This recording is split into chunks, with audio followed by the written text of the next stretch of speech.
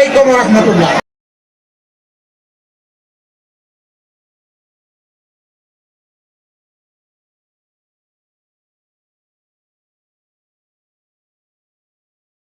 আপনি দেখছেন, এটা আপনি আসছেন দেখেন। বাংলার মানুষের মুখের হাসি ফোটানোর জন্য আমিরে জামাত তথা 11 দল যেই স্বপ্ন দেখা শুরু করেছে, আল্লাহ 12 তারিখের নির্বাচনে সেই স্বপ্ন বাংলাদেশের মানুষের জন্য তুমি পূরণ করে দাও। সংগ্রামী বন্ধুগণ, আমরা যেই চুয়াডাঙ্গা জেলায় বাস করি, এই চুয়াডাঙ্গা জেলা বাংলাদেশের একটি পিছিয়ে পড়া জেলার অন্যতম।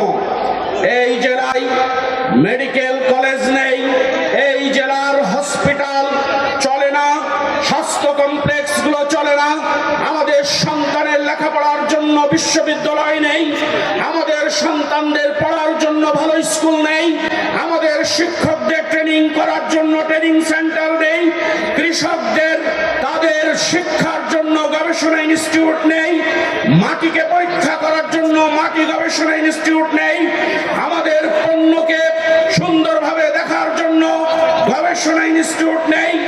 আমাদের এই অঞ্চলে একটাই মাত্র ভারী শিল্প প্রতিষ্ঠান, যেটা এশিয়া মহাদেশের সবচেয়ে বৃহৎ, সেই আখের চিনিকল, যেটা কেরোয়ান কোম্পানি বলে পরিচিত। 37,000 হেক্টর জমির উপরে এই কেরো কোম্পানি চলে এখন খুঁড়িয়ে খুঁড়িয়ে। আমরা সম্মানিত আমিরে জামাতের কাছে অনুরোধ করতে চাই, আমরা আপনাকে 2টি আসনই দেব ইনশাআল্লাহ। বিনিময়ে আপনি আমাদের এই জেলাকে এগিয়ে নিয়ে যাবেন।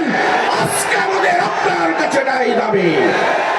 সংগ্রামী বন্ধুগণ, আমাদের যুব সমাজ মানুষের পাশে থাকতে চায়, কিন্তু পার্শ্ববর্তী রাষ্ট্র অল্প মূল্যে মাদক ছড়িয়ে দিয়ে আমার যুব সমাজকে হত্যা করতে চায়।